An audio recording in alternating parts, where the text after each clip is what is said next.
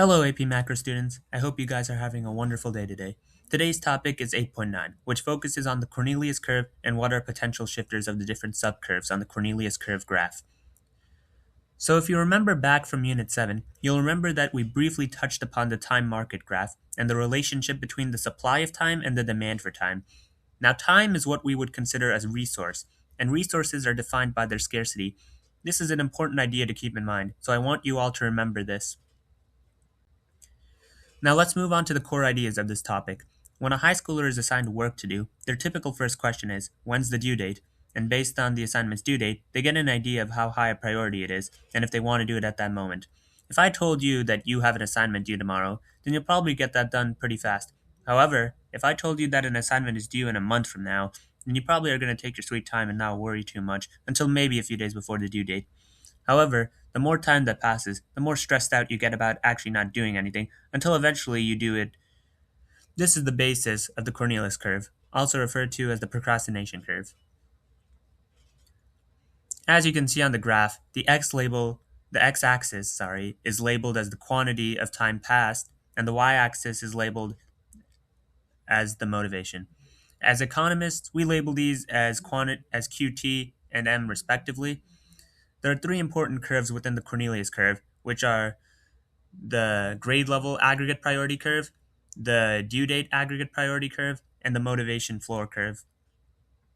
The grade level aggregate priority curve, or the GLAP, is an upward sloping curve representing the positive relationship between the quantity of time passed and motivation. The passage of time represents movement along the GLAP curve. There are a couple of shifters of the GLAP curve, with the most important one being changes in your grade level, especially the ones in junior and senior year. When you become a junior, you have so much work to worry about, and you're in your academic prime. So what happens is that the entire GLAP curve shifts left, where you have more motivation to do your assignments, even with a lesser quantity of time passed. However, as a senior, you become lazy and don't really care about school as much, which causes the GLAP to shift much more to the right, meaning it takes more time for you to reach the same level of motivation as it did in the past. Next up, we have the due date aggregate priority curve. The due date aggregate priority curve, or the DDAP, is a vertical line, with the x coordinate of the line being the assignment's due date. The reason why it's a vertical line is because no matter your motivation to do the assignment will always be due at that time, meaning it cannot be affected by motivation. The main shifter of the DDAP is assignment extensions, which will shift it to the right. Sometimes the DDAP can shift left if students are working too well and quickly, and so teachers can adopt a contractionary education policy and move the due date closer to maximize the time saved. Now, how do you know if students are being productive and working well, as I said before? That's what the motivation floor curve is for. The motivation floor curve, or the M curve, is a flat horizontal line representing the minimum amount of motivation needed for a student to actually do their assignment. The main shifter of the motivation floor curve is changing the assignment's weighting. For example, if you make an assignment's grade more weighted, then a student is more likely to do it, which decreases the M curve. In other words, you're decreasing the minimum amount of motivation to do the assignment. However, if you make an assignment less weighted or even ungraded, it makes the minimum motivation higher because it gives the student less reason to do the assignment, so that increases the M curve.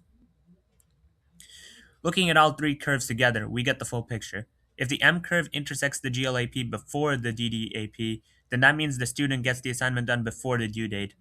If it intersects the GLAP after the DDAP, then that means the assignment will be submitted past the due date.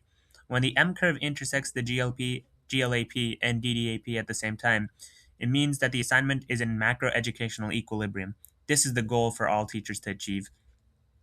Now let's do a quick practice problem. Suppose you have an assignment where the student will submit it late as of now. What policy action can be taken to ensure that the student submits it when the assignment is due? So I'm going to give you guys some time to pause to think of some ideas, then come back when you're ready. Welcome back, guys. So if the student is submitting the assignment late as of now, the main course of action will be to extend the due date so that the DDAP intersects with the motivation curve at the same point of the GLAP. Alternatively, you could decrease the motivation floor by increasing the weighting of the grade.